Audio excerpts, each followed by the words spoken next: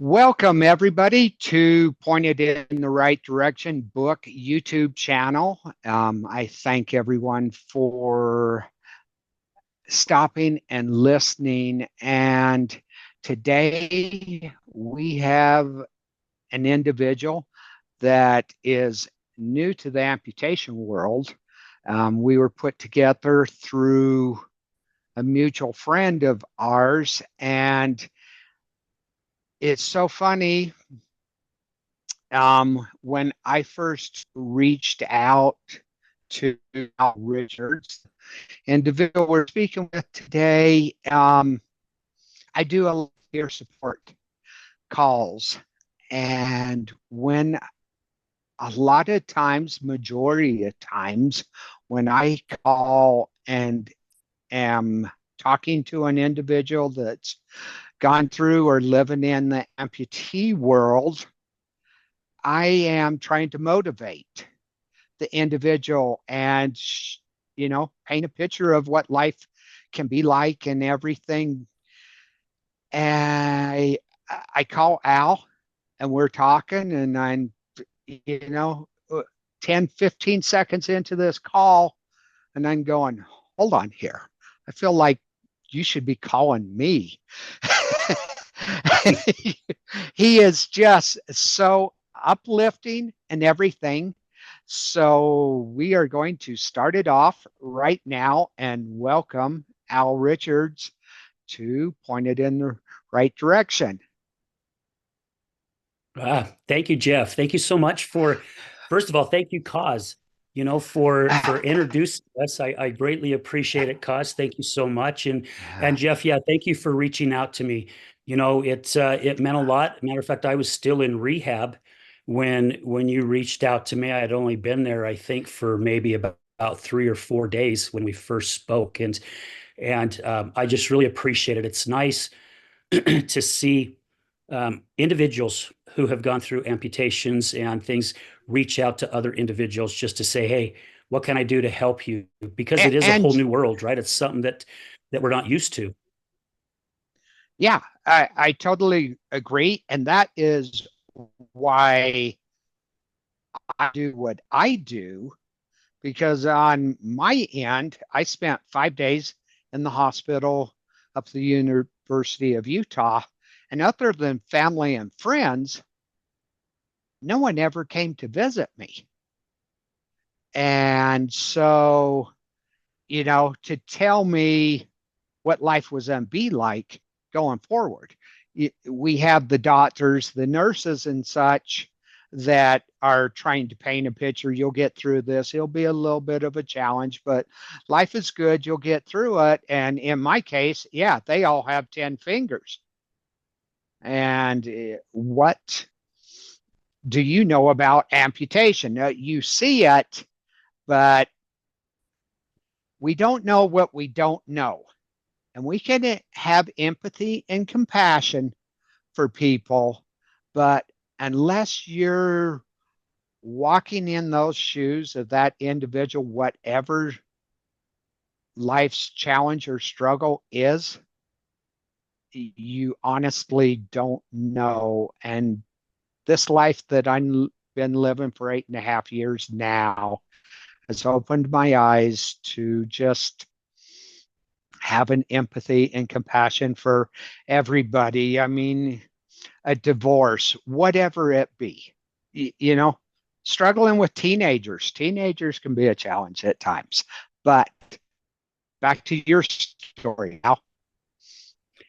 Yeah, I have to piggyback a little bit off of what you're saying about having the empathy and people talking to you who have all 10 fingers, right? Or have a full leg, you know. Um, I've been involved with the addiction community, the recovery community for the past 4 years. And I remember, a lot of times when she's my ex now, but what I was going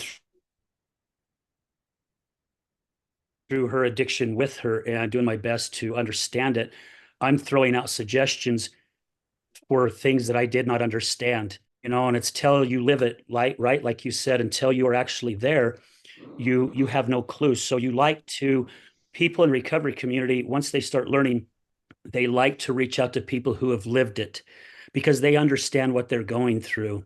And that's what's nice about I'm finding out very, very quickly about the amputee world. There are so many people like yourself, Jeff, a good friend of mine too, by the name of Bart Merrill, who reached out to me on social media, who has a below the knee amputation, who have just reached out and said, "Hey, what can I do to help? What questions do you have? This is what you can expect." And I've learned so much in such a short period of time because I'm hearing it from individuals who have lived it instead of what my doctor is going to tell me. Now, I understand what my doctor knows because she does a lot of amputations, which is great. However, she's not living it. She's taken it, you know, but she's not living it. So I just want to say thank you again for reaching out to me and for what you've shared with me. It's really been a help, and my journey's just begun. It's just begun. Actually, I've only been 4 weeks post amputation. Last Friday was 4 weeks. My journey before then was extremely painful. Um, I've got a pretty good high tolerance of pain. And I tell you what, man, my body was tested. My mind was tested. It got to where the pain was just unbearable for me. And not a lot of sleep. I was averaging probably an hour, maybe an hour and a half, two, if I was lucky, every single night. I was starting to hallucinate between no sleep, the excruciating pain that I was going through, where I couldn't stand on my foot. I couldn't sit down and elevate my foot. Whatever I did, the pain was there. Now, if I did sit, it would subside a little bit. I'd get somewhat comfortable. But I got to where someone who did not believe in medication, it got to where I was starting to take oxycodone like it was candy because I was in such excruciating pain. And that was something that was scaring me as well because I did not want to end up getting hooked on opioids being a part of the recovery community. So it was scary. It was really, really scary. And I know you said when you reached out to me about doing the show that you haven't really had a guest come on who has just recently lost a limb. And man, this journey has just been, I don't know, it took me to a place I didn't think I'd ever be in my life, ever. And I'm a spiritual person, not a religious person. I'm a spiritual person. I don't like to say that I'm a part of a certain religion, even though my family and I am LDS. However, I like to look at more of the spirituality type of things. And like I'm a big hiker. We talked before we was recording that Yeah. you like to Yeah. hike and bike. And I always do videos on my hikes. And when I'm up in the mountains, I do videos and I'm like, welcome to my church. And I love saying that because to me, that's the church God built, not a man. And I feel very close spiritually to my higher power, who I call God. And as I'm working through all this pain and I'm praying and I'm asking for guidance and direction and what should I do, it's one of the most craziest things because before I was told I was going to lose my leg, I had a strong feeling that it was going to happen. I just kept hearing in my head, be prepared, be prepared. And I heard that voice for weeks. And I remember even telling my daughter and my mom, I said, Dad's going to end up losing his leg. And my daughter's like, Dad, are you sure? I mean, come on, we're trying all these things and there's a hope. And I says, there is a hope. But I says, I really have a strong feeling this is the direction it's going to go. And that's the direction it ended up going. And it's just crazy. I think you got a question for me. Yeah, I have a couple of questions, and we'll go at your pace and stuff. Um, I want to. All Okay, right. now we're gonna really learn what my editing skills are. It's all good. Sometimes that happens to me during my shows as well. But I didn't quite hear your questions, what you were Uh, saying. 'Cause you started skipping right about then. yeah, and typically I'll say this up till now, my editing has been, 10 to 20 seconds on the front end and about that on the back end. And we'll see how things go too, because this is life. Life is real. Yeah. Life screws up and it is what it is. But my question was around pain, and my assumption, and I feel fairly confident, is that you still live with pain at this present time, where a lot of people think, okay, you've been, you had your amputation and that cut all the pain off. And um, I don't feel that's a true statement. I know a lot of people within myself. It's like I go to a pain management doctor and I recommend that versus the regular doctors, whether it be just your general practitioner or orthopedic surgeon. Go to the pain management ones because they know what's out there, more options available and such. But we had this brutally honest conversation early on after my amputation, and I told her, that I at times think about just chopping my hand off at the wrist because my pain is all in my hand. And she looks me in the eye and she goes, "Don't go there because the pain isn't in your hand, it's in your head." And it, started me thinking, but let's take a minute and go down that path because I think it's a deep, dark hole. I recently had a friend of mine lose a son because of living with pain. So let's take a minute and go there. Yeah, and I think this is a really good path to go down.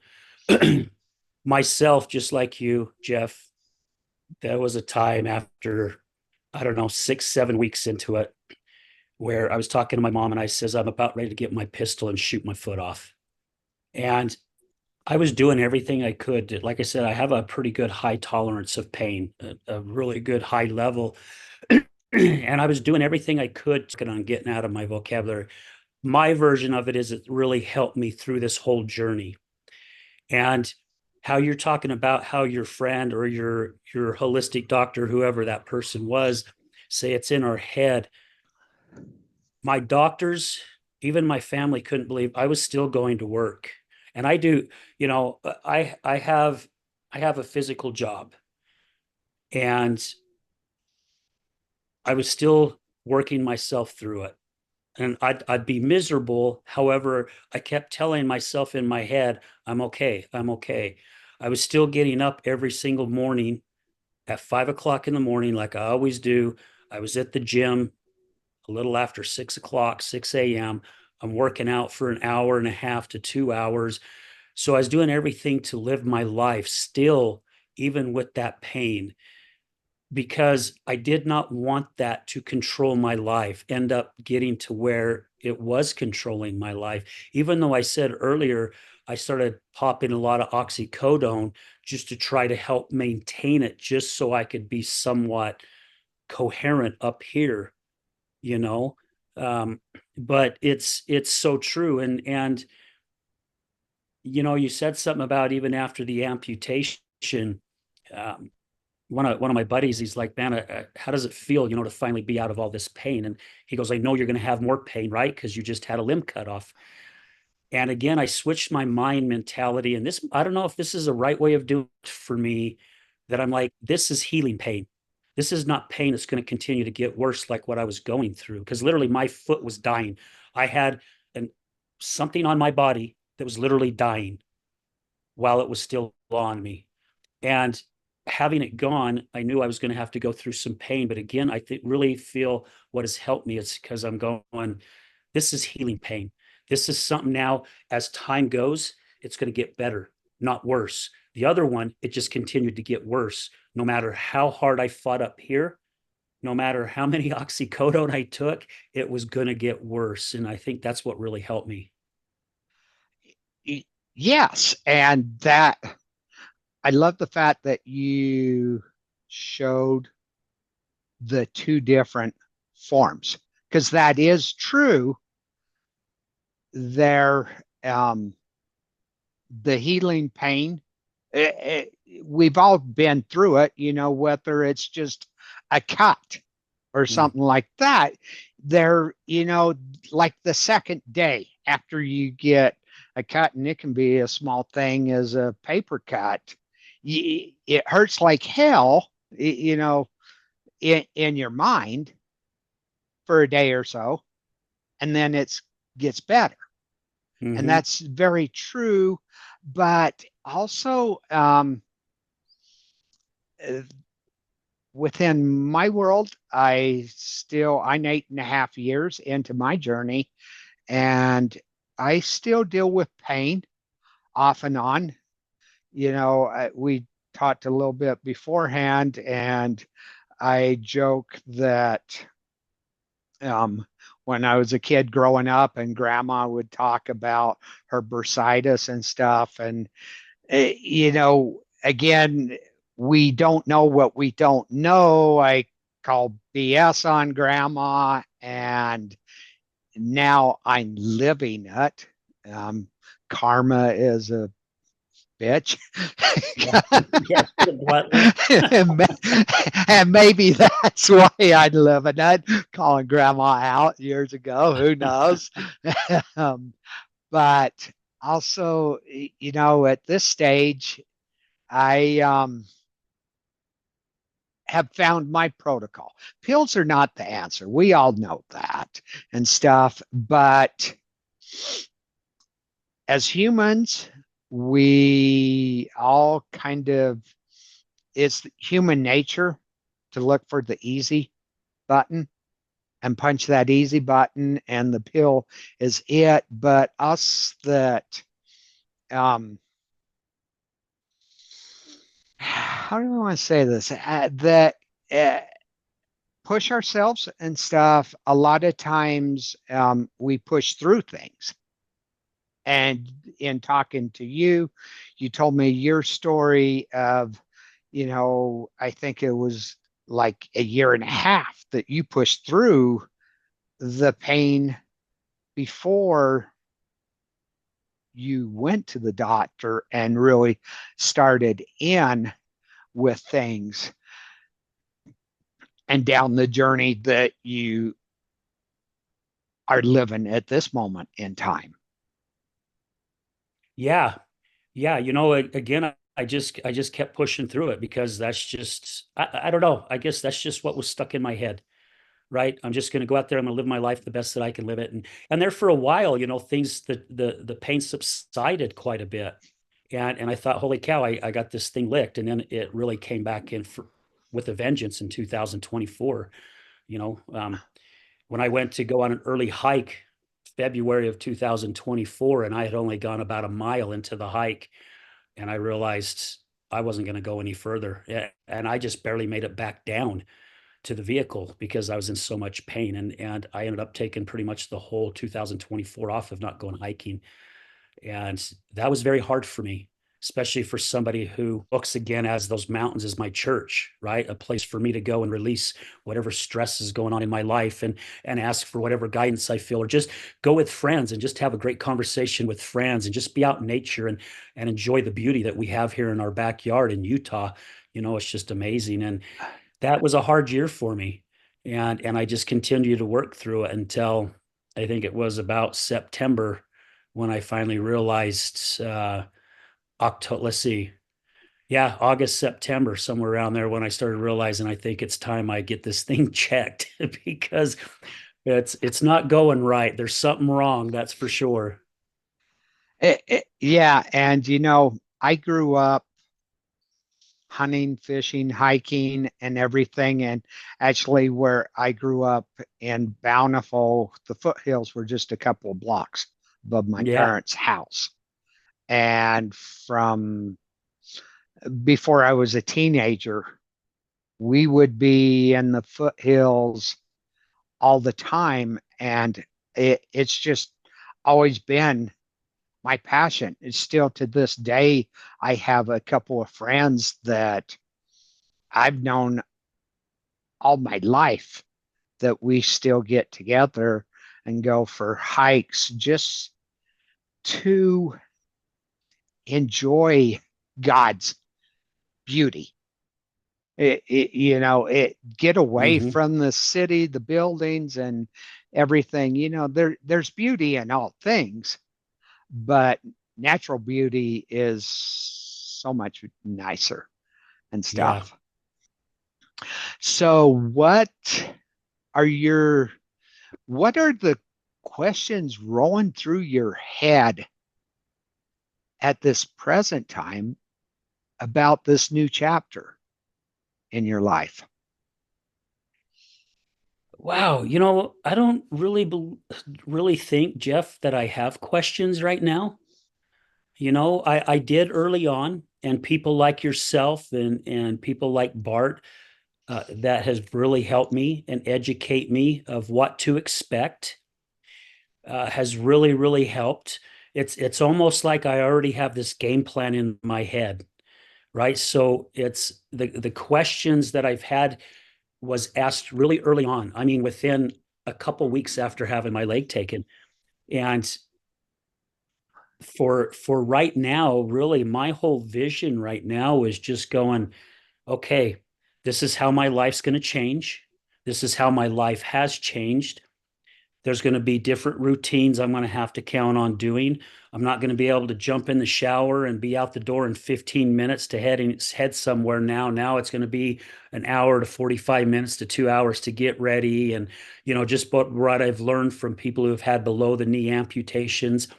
So, my questions are not really, I don't have anything there as of right now. I'm just really visualizing my life with a prosthetic leg from here on out. I mean, I'm already visualizing myself hiking. My goal is to be hiking by fall and hoping that my prosthetic fits good and everything goes well and the healing goes really good. And hopefully, with me still doing my supplements and doing what I need and staying hydrated, it's going to help me heal, taking in a lot of protein.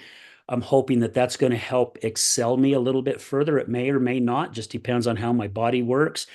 But I'm just looking forward to a new chapter. And this may sound freaking nuts, Jeff, but I'm excited to see where this chapter is going to go. And I really feel this is what's helped me with my attitude. I'm really excited to see where this is all going to take me, because I had one friend reach out to me on social media and told me I was nuts thinking this way. Everyone else pretty much has basically said, you know what? I I can see this. There's a blessing behind this. I don't know what it is. However, I really feel, see, my emotions kick in when I'm thinking of this, because I really feel right here, deep down inside, that there's a blessing that's going to come out of all this. And maybe this blessing's already starting to come into fruition, by the people that I'm getting to meet, the new relationships that I'm building. That's part of the blessing right there. So yeah, no questions for me right now. I'm just ready to go on this journey. And thinking about myself and my own journey about this, I want to say the way you just expressed things, I think age has a little bit to do with it, and struggles that you've already endured and where you were. Frame of mind is everything. I, at this point in my life and my journey, am 100% right there with you. Within my journey, I didn't have the people reaching out to me, showing up at the hospital, and all of that. And I kind of had to create it. And so that's why I do what I do, because I hear the stories so many times. Oh, it's just a couple of fingers, no big deal. And I learned early on, because mine's a work comp injury and stuff, they do something called an impairment rating. And a total arm amputation on a total body impairment is 60%, where a total leg amputation on that same total body impairment rating is only a 40%, because you use your hands to do everything. And within that, my impairment rating, I'm missing 3 fingers, have some nerve and wrist damage that adds up, and they tally everything up. My total body impairment rating is 38%, just 5% different than a total leg amputation. Yet our primal instincts and everything, size, everything goes to size, and call it the layman that don't, they sit and are always telling me, oh, it's only a couple of fingers, no big deal, just get on with life. And, you know, look at an individual that's a paraplegic, quadriplegic, they have 100% of their body still, yet they can't move it and stuff. So we need to look at things differently. And I know, just throw this out there and stuff, because, and this is another reason why I do what I do, no one wants to have the hard discussions about disability and life struggles, whether it be in the addiction side, even, and you look back to the beginning of time, people with challenges, whatever they be, the lepers and stuff, were always put off in the corner, out of sight. No one wants to have those discussions. And we are coming to the time that we need to have those discussions. I interviewed a professor recently that wrote a book called Disability is Human. I think everybody needs to read that book, because in all actuality, at some point in every single person's life, they are and be disabled. It might only be for a few minutes at the very end of their life, but it is what it is. And we need to love everyone, have those discussions, and, talk more, see what the challenges are and stuff. I want to turn this into a little bit of a series between you and I, following you, because we have this one being early on. But then, within our worlds and talking and speaking and everything is like just a death in the family. Everyone's around for a week, 2 weeks, reaching out, how are you doing and stuff. And then a period of time passes, and it's 6 months, a year. They stop calling, checking in on you and stuff, and life starts getting real. And we need to have those discussions and show what is real, and, be able to call uncle and reach out when we're having those real moments, because life is not perfect, a bed of roses or anything. Whatever you be, there's been challenges throughout your life growing up and stuff. And within our ages, we were basically, I think we grew up the same way, suck up buttercup, just hold it in, push through to the end and stuff. But as we've matured, lived life, seen struggles and stuff, we are changing our frame of mind and being more open Yeah. and talking about things. And we need to have that. There's too much suicide in life. That friend of mine whose son passed away, is so sad. We know he's in a better place now, but the family and friends that he left behind, um, being able to reach out in those darkest moments and stuff. Yeah. Yeah, most definitely. Before I forget too, I don't want to I want to definitely make sure I mention Heather, who came to visit me in rehab. She's a double amputee. Beautiful, beautiful lady. Huge, huge heart. She's doing a lot of oh, what word am I looking for? It's a political word. Anyway, she's up at the Capitol doing a lot of work to help get grants and funds for people who cannot afford prosthetics, prosthesis. And just an amazing, amazing lady. I'm very blessed to have gotten to know her. My friend Connie connected me with her. My friend Angie Barnett, who is in St. George, who is also an amputee, just another amazing woman with an amazing attitude. It's people like them who are not afraid to open up, right? And talking about our feelings, like what you was just talking about, Jeff. These are people who have been vulnerable, just like people who have been guests on my show that are being vulnerable, talking about their past with their addiction, living on the streets, eating out of dumpsters, selling their bodies so they can get money for drugs. And, I mean, and then to see where their life's at today.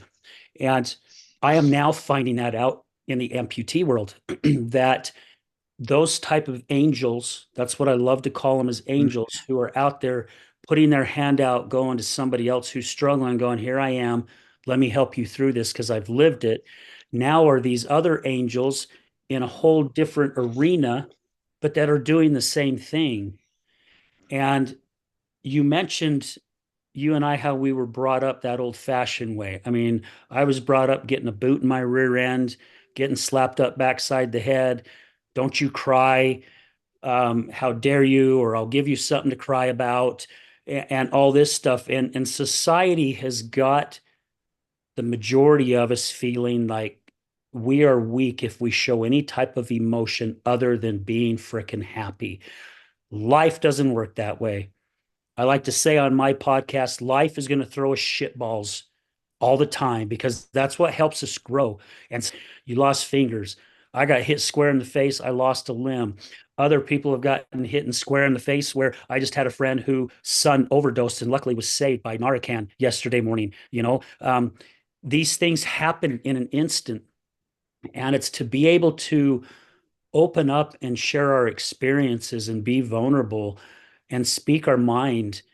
And I'm a guy that a lot of times when I do my public speaking, I get emotional.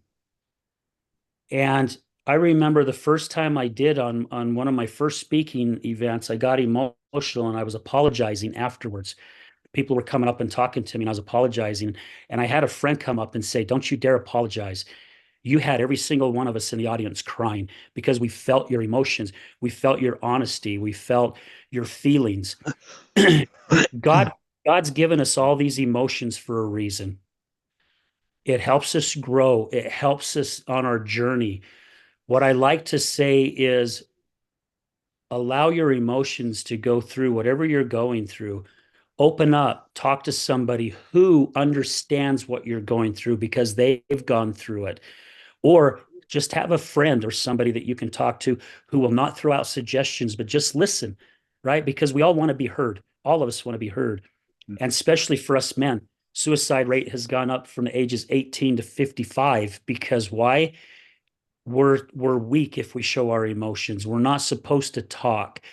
My gosh, how many lives can be saved if we can allow people to show their emotions and open up? And people have said things to me like, my gosh, you're so strong through this. I had my friend Curtis Marsh, our friend Curtis Marsh, show Yeah. up at the hospital to come and visit me. And he's like, I'm walking up to your room and I hear all this laughter and joking, and we're in my room and I had some other people there and we're laughing and we're having a good time. And I just lost my freaking leg 3 days before that, and I tell people, I says, don't let it fool you. I have my times, right? I have my moments where I wake up in the morning and I start feeling sorry for Al and I'm crying and I'm going, where's life going to go? However, I've learned these last 4 years of doing my certified crisis and recovery coach. I've learned the resilience, how resilient humans are. We are freaking so amazing when we put this into work for us. And I've told people, I'm like, I've gone through it, man. I've cried. I had a moment like 2 weeks ago with my daughter and my granddaughter here. I broke down and just opened up. And I've allowed these emotions to go through, like watching, we a lot of times our storms come across the Okers right out west over Yeah. by Kennecott, Yeah. and they work their way across the valley and over to the East Mountains or further north. And I like to use that as an analogy with our feelings. Allow those feelings, allow that storm to go through. Just don't let it stay there. Allow your emotions to go through, take its course, and then once it's gone through and taken its course, oh man, you've released it, you've let it go. Okay, now this is the direction I need to go. But when we sit and we bottle it up and we keep pushing it down, in the training, I like to use the beach ball. If anybody's gone swimming and they get a beach ball and they try pushing it down to the water, the further you try pushing it, the harder it gets. Too many of us do that with our emotions. And it's time we stop pushing that beach ball under the water and talk and be vulnerable and stop worrying about what someone's going to think, that they think we're weak, or be ashamed for showing your feelings, no matter what you're going through in life, whether it's an addiction or an amputation. I 100% agree with everything you just said there. And within my own world, so I went through trauma counseling for a year. And it was to deaden that pain and stuff, be able to tell my story to get forward. And I travel and I speak a lot also. And again, early on in my speaking and stuff, I got through the counseling, I got where I could tell my story. But, there are two parts of my story that I will tear up or break down depending on the day, because it took me at the time of the accident. I am the father, the husband, the breadwinner, and I'm sitting there in the clinic at the refinery and hand my phone to my boss. He goes, "Who do you want me to call?" And I tell him to call my wife, Holly, at the time. And, I'm going from being the big, strong man to laying on a gurney at that moment, being rushed to the hospital. And then the second time was I'm in the ambulance on the way to the hospital, and I hand my phone to the paramedic and ask him to call my oldest son. And it's the same thing with that. Um, Again, I'm the father, I'm the strong one. I'm supposed to be sitting here helping my kid grow up to be a man, to be strong, and all of that. And the next thing in this journey, I still go twice a month to a counselor, and I call them brain dumps.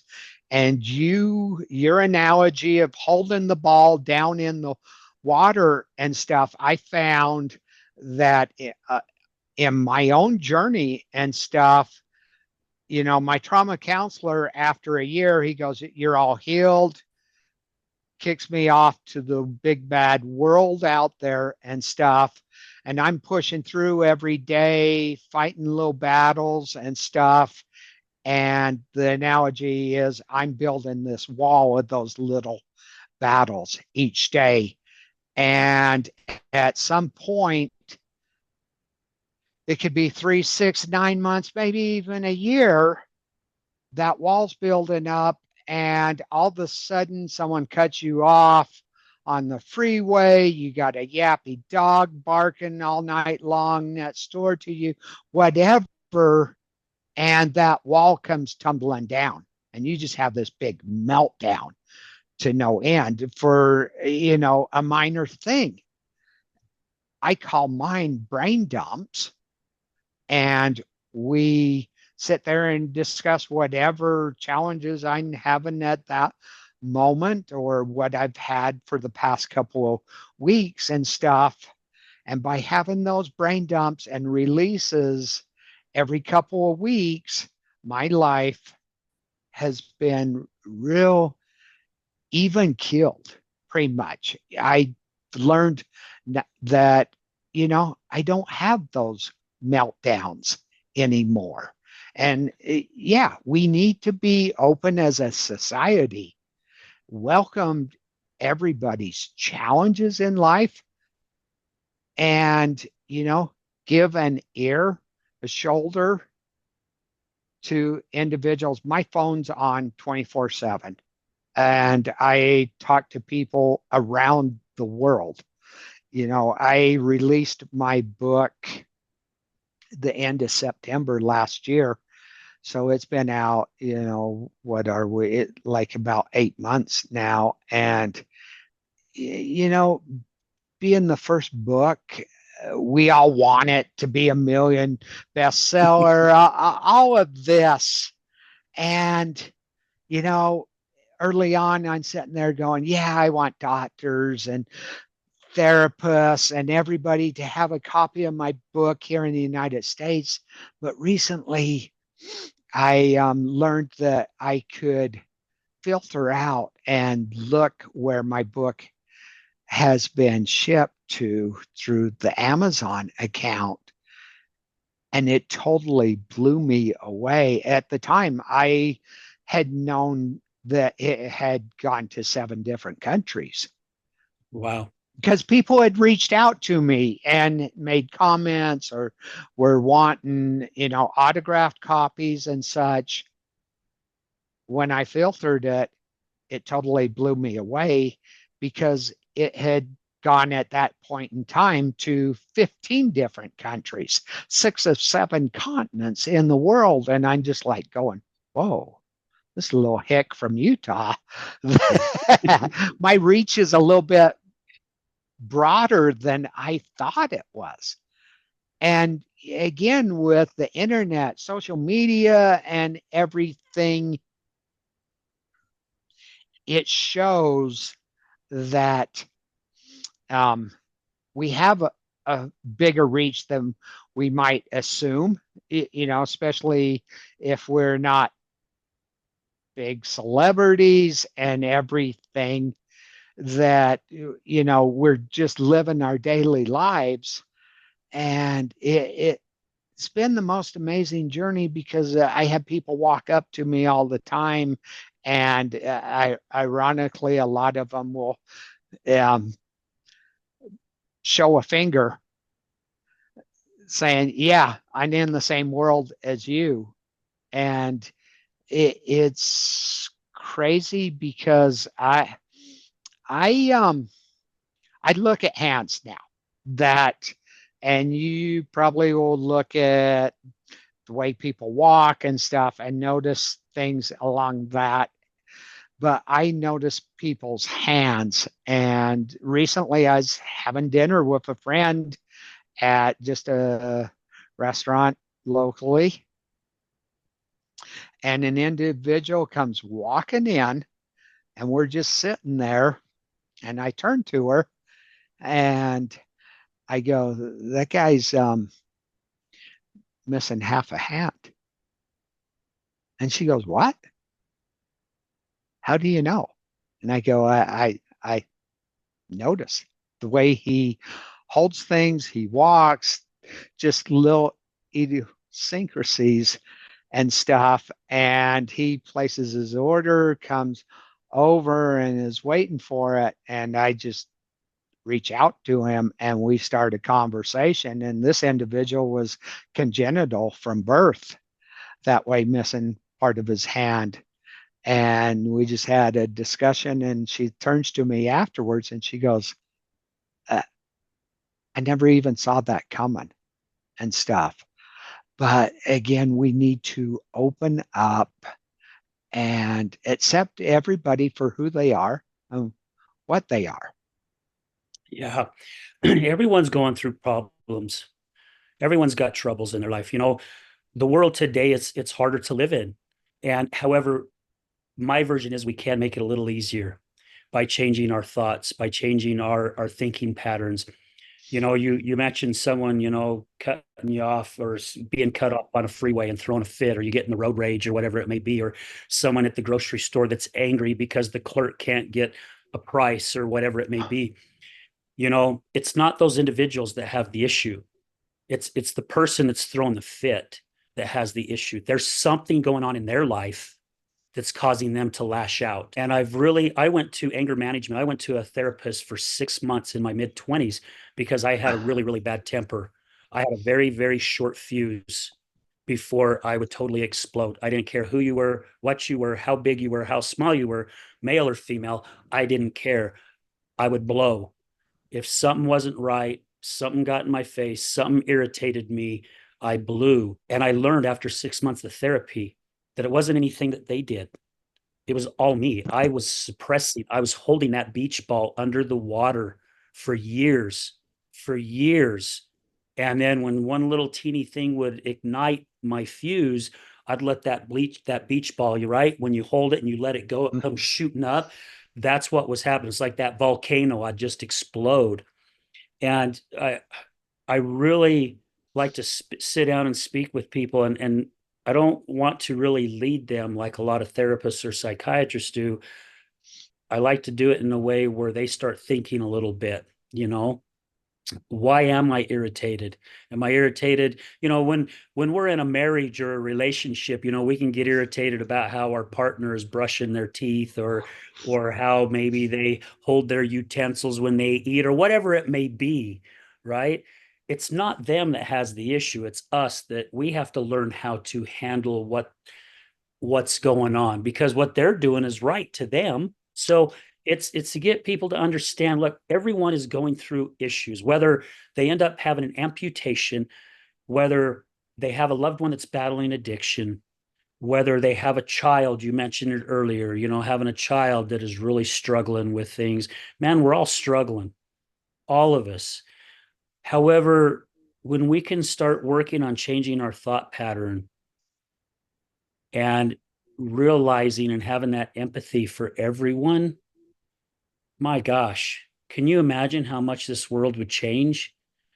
I mean, it would change tremendously. And again, I like to use this as an analogy. I had the opportunity. I don't know if you've heard of The Chosen. It's a series that's been out about Jesus and all that, and I Mm-hmm. had the opportunity to be an extra on season 2, and I played 4 different characters. And being a part of that really opened my eyes in some things, and also some of the people that I've interviewed. And there really are angels that are walking amongst us, and Jeff, you're one of them, right? Bart's one of them. Heather's one of them. My friend Angie is one of them. So many people in the recovery community are those angels. They're the ones who have gone through hell in their life and figured out how to look at life in a totally different way, the way that I think the majority of us need to look at life, how we need to enjoy every moment that we have here. And we need to allow ourselves to go through these emotions, no matter how hard things are going to be. There are people who have lost children. I could not imagine losing one of my daughters or one of my grandkids. But there are people that that's happened to. And there are people who have really fallen into that darkness because of the grief, but there are also people who have gone, okay, I'm going to celebrate every moment that I had with these individuals, and I'm going to continue to live my life through their life, right? Those are the angels because they're the ones that are now helping other people on their journey. Because I tell you what, Jeff, I'm pretty sure you know this. We can't do it alone. There is no way we can do it alone. We have to have individuals like yourself to go, I understand. I've been there. Let's go on this journey together. Let me get you started at least. Yes. So, um, my thoughts on that are we do need to have that empathy, be open to discussions and talk more. We need to be more Christ-like. Christ sat down with the lepers. Christ sat down with the little children. He walked amongst the whores and everybody. There wasn't anybody that he turned his back to. And we need to be more open, honest, and loving to everybody and reaching out a hand when someone's struggling, whatever that struggle be. Yeah. Try for your listeners. I'd like your listeners to try something. If you're at the store, at the gas station, if you're just out in the community somewhere, if you see something, see somebody who's walking by that may look like they're struggling, have a different look on their face, or somebody that just smiles, right? And make a compliment. You will be so shocked of how something so small can change somebody's life within a second. You know, for instance, I'll throw something out. I used to work for the West Jordan Chamber of Commerce. I was the director of member relations, and I went out in West Jordan in the community where I grew up, and I got to go out to a lot of businesses. And I was at a Costco, and I needed to meet with a manager that was there. And this young girl came up. She's probably 18, 19 years of age. And she come up and she says, "Can I help you?" And she came up with just this beautiful smile. And I says, "Yeah, I'm here. I have a meeting with so and so. Would you please call them or let them know that I am here?" And she said, "I'd be happy to." So she goes over and she picks up this phone and calls, and she comes over and she goes, "He will be right with you." And I'm like, "Thank you." And I says, "You know what?" I said, "You just made my day." And she looks at me and she's like, "What do you mean?" I said, "You have the most beautiful smile.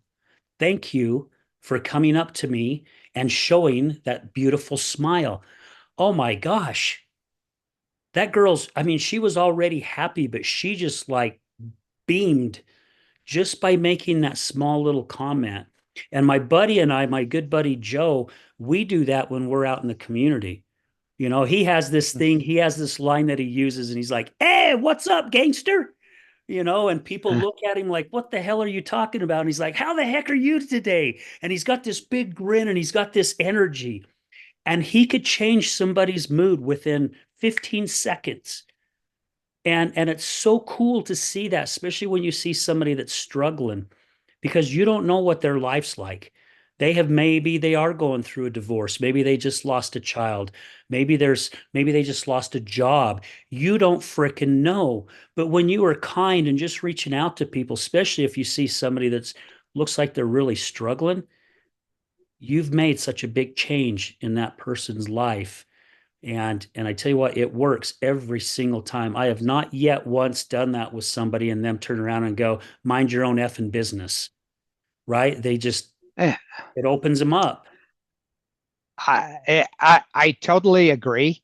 It makes your day and changes your attitude. It goes to the energy side of things. Hmm. When we're high energy, we are loving life and everything. I will comment that I have had a couple of individuals that have, spit in my face for a comment. But again, those individuals, it's on them and where they were at that moment in time, of which, they weren't happy with their situations.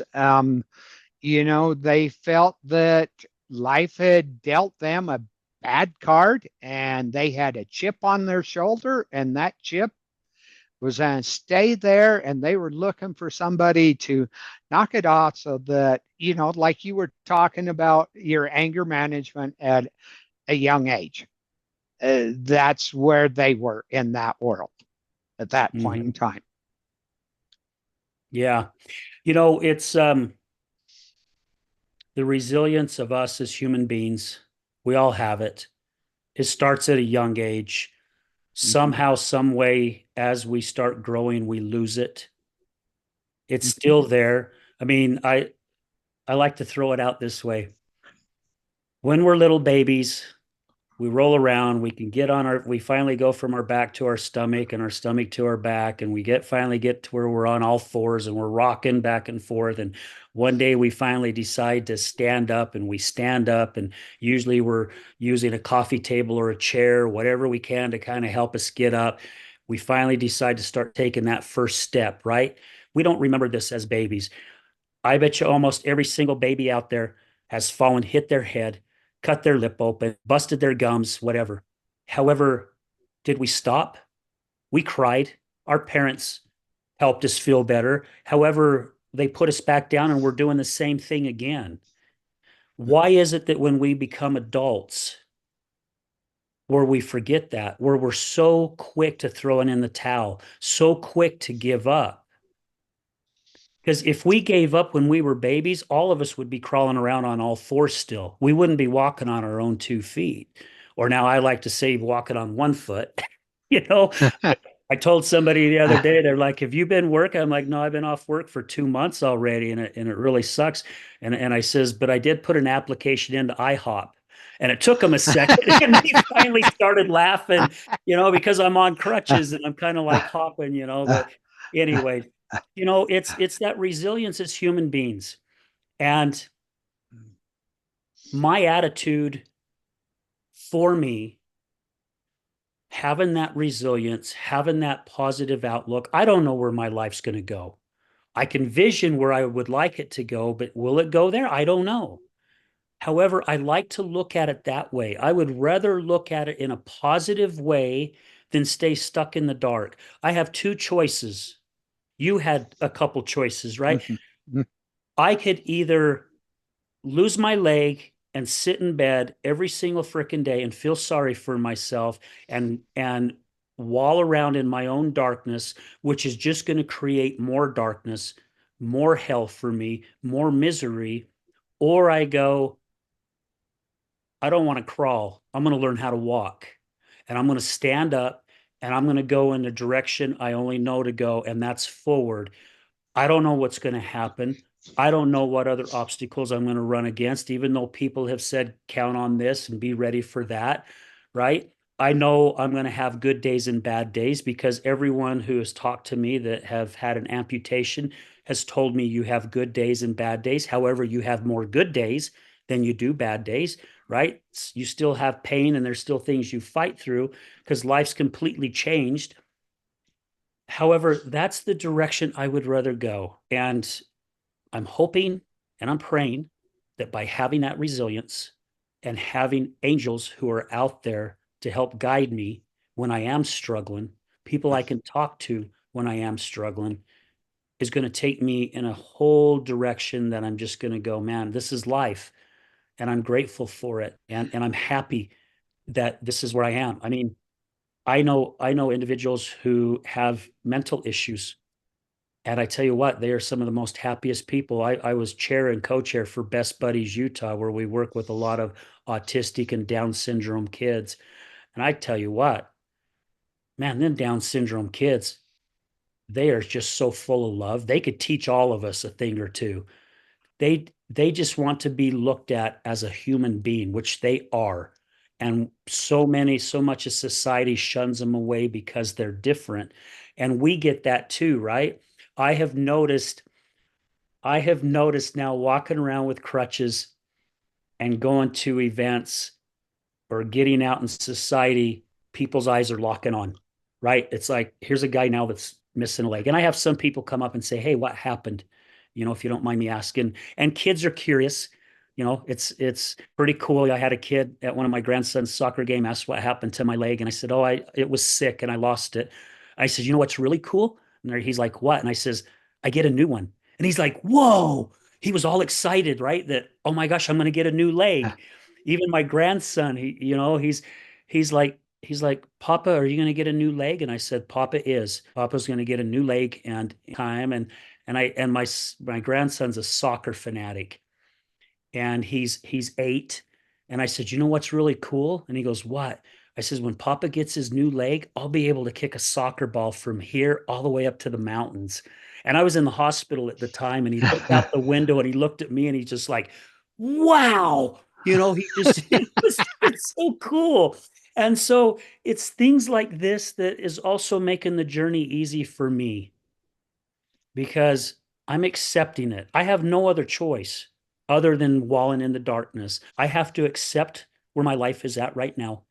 And I would rather accept it with love, acceptance, resilience, and strength and move on with my life. And I know for a fact, just because I know who I am as an individual, I'm going to be like you, Jeff. I'm going to be like Bart. I'm going to be like Heather. I'm going to be like Angie. I'm going to be one of those people now that go, oh my gosh, somebody just lost an arm. I gotta reach out to this person. What can I do to help? Right? What can I do to help them maybe change their attitude or put a smile on their face? Because every single one of us need that. We do. Um, it's a struggle. And one of the things that people don't realize, and I want to throw this out there, is the added expenses that come with this struggle. And I know I've seen where you got medical bills. They're starting to come in or will be shortly, and the added expenses of prosthetics. Prosthesis is huge, because mine's workers' comp. I haven't seen all those expenses, but my three fingers right here are somewhere around $30,000.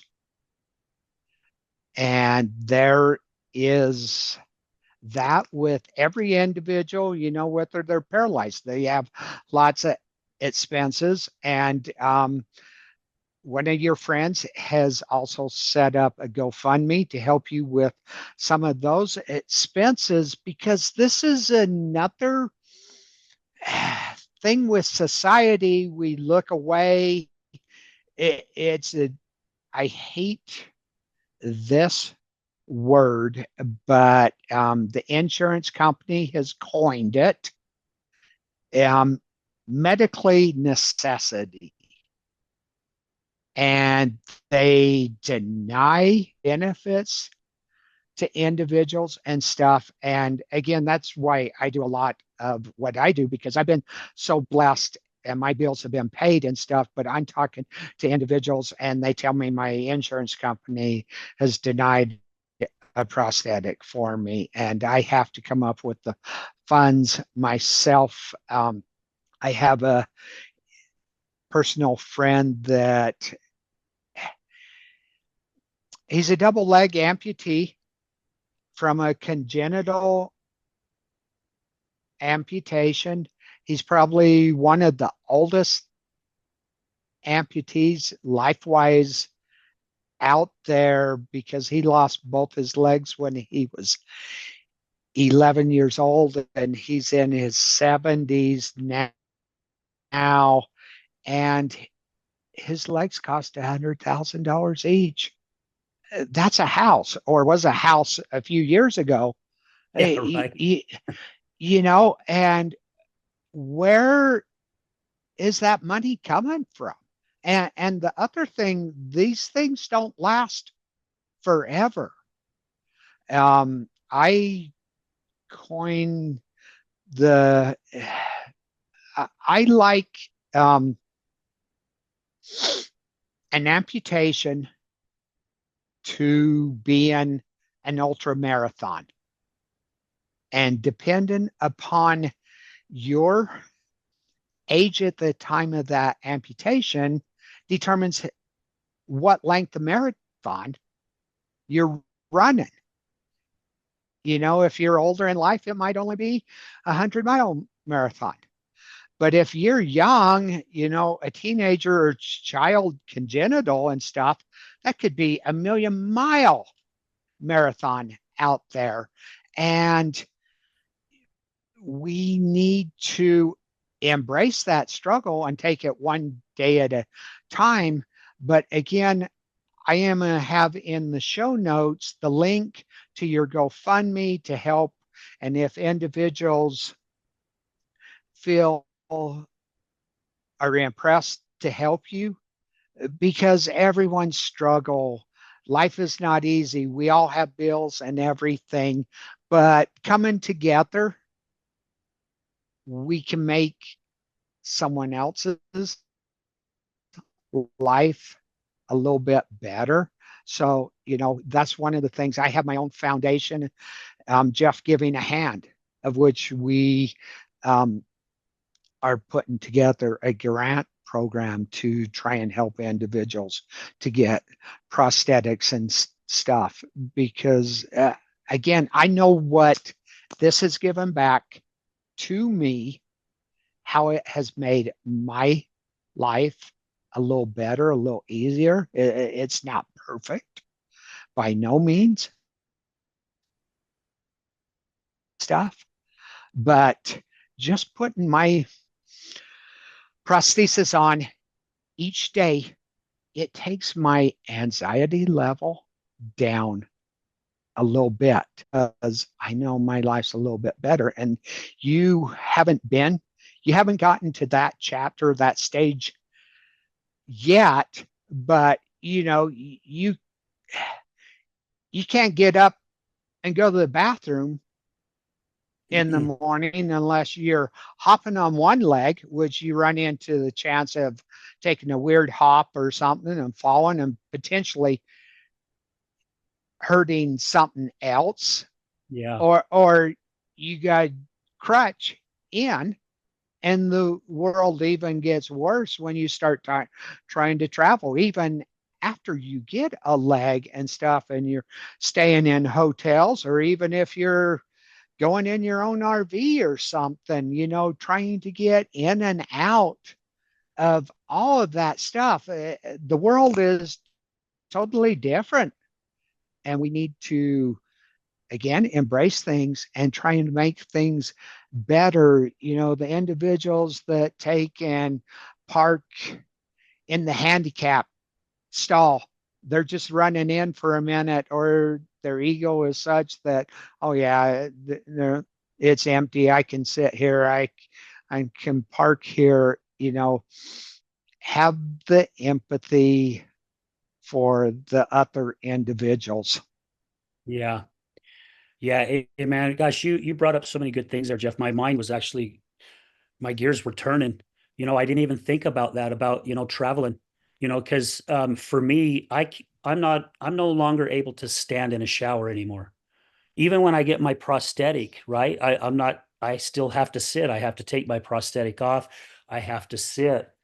And I was just thinking of that. It's like, man, how do I, but even getting in and out of a bathtub, it could be slippery and different things can change. So yeah, again, it's have that empathy. And you're right? Our life changes completely. And it is sad how insurance companies, how they want to deny us and they want to keep us from living somewhat of a normal life as possible. Because even with your three new fingers, me, once I get my leg, the other part of my leg, my life doesn't go back to normal, whatever normal is, right? I at least I'm not able to do the things that I've been used to doing for 61 years of my life. I now have to change. Things are different. And it's crazy. It's crazy to think that there are people out there who want to keep you from from doing that, living somewhat of a decent life. And it's people like yourself and people like Heather who are up at the state capitol advocating for other individuals because they've gone through it themselves. They've struggled. I mean, I'm finding out I had no clue how much money prosthetics was until now I'm talking to a prosthetic person, the person who I picked to help me. I mean, we're talking 30, 40, $50,000. And you're going, what? You got to be freaking kidding me. You know, it's a sleeve and it's got some little gadgets and a little hydraulic thing and a fake foot. And you're telling me it's that much money. I can't pull that just out of, I don't have that in my bank account, and talking about people who want to help, thank you very much for wanting to put that QR code, that Venmo on the link, because I just went to a networking group last Friday and with all the years that I've networked and so many people. I'm known for my cowboy boots. I have a white pair of cowboy boots, snakeskin boots that have been my trademark. Still plan on wearing my cowboy boots. I get my prosthetic in. However, I will do that with the kindness and generosity of other people out there. I have at least been able to make sure bills are paid this next month. And it's so helpful, right? To know that people have that kindness and that generosity to want to be able to help. And it's just amazing. It warms your heart. It really warms your heart. The world is not all full of bad people. I like to say it's split. Everything is even. It's the yin and the yang. There's just as many good people as there are people who are out there. I don't want to say bad. I just want to say maybe they're struggling with how they look at life and they've just gone a different direction. So I just want to even take a shout out and say thank you to all those individuals who are out there advocating for other individuals who are struggling with addiction or struggling with not being able to get a prosthetic or a prosthesis to be able to help them go back to a somewhat better life than what they're dealing with right now. Yes, and let's just show the love to everybody going forward. I ask everybody that watches this to just have a little more empathy and compassion for our fellow human beings. And I thank you for being on the show. And like I say, I want to create this into a couple of part series to follow you along your journey of, okay, the next step when you start getting fitted. Because, yeah, you said, people have told you this is what things are going to be like. But, like, okay, in my world, I get fitted for my prosthetic the first time, and they look at me and they go, well, how's it feel? And it's like, well, how's it supposed to feel? It feels like I got a cast on my hand with fingers attached to the end of it. That's a new journey you can kind of think about and picture a little bit, but until you step into that prosthetic, you have no clue. Mm-hmm. Amen. And I just want to say thank you, Jeff, seriously, because I love the idea of having that journey, right? To be able to share where it's going. Because again, I have an idea, but I'm not there yet.